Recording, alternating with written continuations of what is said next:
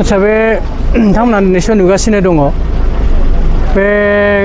क'क्राझार जुरिसडिक्सनाव थानाय बे NH कारिगावनिफ्राय up to श्रीरामपुरसिम बेखिनि स्ट्रेचआव बिराद बुरजा एक्सटेन्ड जानाय रेकर्ड दङ थांनाय बोसोरथाम 2024 निफ्राय दा 26 सिम जितु अफिसियेल रेकर्ड बे रेकर्ड मथे बे एरियायाव more than 50 माने मानसि थैनाय माने जाब्रबथाय जानाय रेकर्ड दं दा बबे जायगायाव बेबादि जाब्रबथाय जागासिनो दं बेखौ नायनानै बहा बांसिन जादों जाय जायगायाव सानै बा बेनिख्रुइ बांसिन थैदों मोनसे जायगायावनो मोनसे लकेसनावनो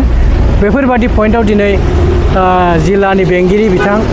पुलिस बिफाननि बेंगिरि बिथां आरो डिस्ट्रिक्ट सेफ्टि कमिटिनि गासिबो मेम्बारफोर जयै मानो एक्सिडेन्ट जादों आरो बे एक्सिडेन्टखौ मारै होबथानो बेखौ लानानै दिनै मोनसे हाबाफारि लादों आरो बेहाय गासिबो लामानि बिगोमाफोर जेरै NH नेशनेल हाइवेनि अथरिटि ओजों PWD बेफोरबायदि गासिबो स्टेक हल्डारफ्रा दिनै दंफाजोबो दा बिथांमोनखौ मा खालामबा बे एक्सिडेन्टनिफ्राय गनो हागोन बेनि रिमिडियेल मेजार्सफोरखौ बिथांमोनखौ बुंनानै होनाय जाबाय आरो खुब खम समनि गेजेरावनो बेखौ माने बिथांमोना मावनानै होनो होननानै माने दिनै रादाय होनाय जाहैबाय नुनो मोननाय जादों जे गोबां ओनसोलफोराव ट'ट'फ्रा माने बिराद उसुबिदा खालामबाय गारि सालायनाय माबाफ्रावहाय आच्छा ट'ट'नि खोथाया ओरैबायदि माने ट'ट'आव पारमिट होननाय बेबादि गैया दस्रा गारिया जेरै पारमिट थायो जे ओइ मेला मेला सालायनो मोनो बैहाय मोनो नैबे डिस्ट्रिक्टआव मोनो बै डिस्ट्रिक्टआव मोना बेबादि मोनसे नियम थाया होमबा ट'ट'आव बे नियमा गैया दा बिनि जाउनाव मा जादों बे माने क'क्राझार जिल्लायाव रेजिस्ट्रेसन खालामि जिखुनु इ रिक्सायाबो हमनानै ला सोरबा जुदि गुवाहाटियाव खालामदोंबा बे गारियाबो बेवहाय सोलिफैनो हायो बेबादि नियम दं खिन्थु मोनसे मा जोंनि इ रिक्सा जितु नटिफिकेसन 2016 सनाव जितु जुन मासाव नटिफिकेसन जादोंमोन बे हिसाबै नेशनेल हाइवेआव जिखि जायगायावनो रेजिस्ट्रेसन जाया मानो नेशनेल हाइवे सालायनो मोना दा बे हिसाबै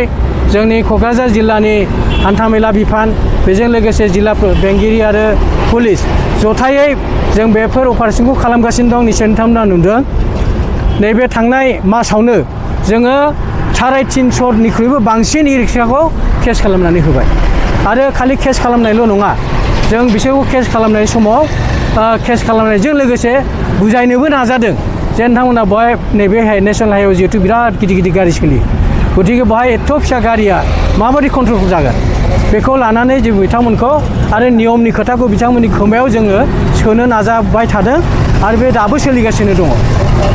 आसा खालामदों जोङो जेब्ला पाब्लिकफ्रा मिथिजोबगोन आरो बे बेलायाव जोंनि जेनेरेल जितु पाब्लिक जायफोर बाहायगिरि बिथांमोनाबो कनसियास जानायखौ जों लुबैदों मानो होनबा बयनिबो हेफाजाबजोंसो बे खामानियाव जाफुंसारनाया सौफैगोन ओंखायनो आङो पाब्लिक मानिजाथाव पाब्लिकफोरखौबो आङो खावलायनो नागिरदों बिथांमोनहाबो नैबे हाइवेआव ट'ट' सालायनायाव जेन' बादा होयो सारमैया फिसाव मोनसे ट'ट' एस'सियेसना सातगाव मिटिं लादों बे सोरबा बे मिटिं खालामनायजोंथ' मानसि थैनाया लोब्बा गैया बिथांमोनहा मिटिं खालामदोंब्ला एक्सिडेन्ट जानायखौ बन्द' खालामनाया मारै खालामनांगौ बेखौ रायज्लायग्रोथों जों बिथांमोननि मिटिं जानायखौ मोजां मोनदों खिन्थु बे मिटिं जानायाव इस्युआ नैबे थाग्रोनांगोन जे बिथांमोननि गोरोन्थि मावनायनि थाखाय सोरबा निर्दोषि सुबुङा माने जिउ गोमानांदों नामा जाब्रबथाय जानायाव बे खोथाखौ बिथांमोना सिगां गोसोआव लाबोग्रोनांगोन मेइन खोथाया बे আজি বুলি নহয় আমি এৱাৰনেছো চলি আছে আৰু তাৰ লগতে ই ৰিক্সাবিলাক দুই এখনক যিবিলাকে আমাৰ নিয়ম মানা নাই তেওঁলোকক আমাৰ ইয়াতে DRSCৰ ফালৰ পৰাই হওক বা লোকেল থানা আমাৰ দ্বিতীয় ডাঙৰীয়াৰ ফালৰ পৰা আমাৰ একশ্যন লৈ আছে তেওঁলোকৰ লাইচেন্স কেনচেল কৰা পৰ্যন্ত আমি সিদ্ধান্ত লৈছোঁ গতিকে আমি যিসকলে এনেকুৱা ধৰণৰ আৰু কৰিব আজি সকলোকে আকৌ এবাৰ আমি ৱাৰ্ণিং দিছোঁ যদি এনেকুৱা ধৰণৰ হয় আজি ইতিমধ্যে এখন দুখন আমি ইয়াৰ পৰা ধৰি থানালৈকে লৈ গৈছোঁ যোৱাৰো সিদ্ধান্ত লোৱা হৈছে গতিকে আমি একশ্যন ল'ম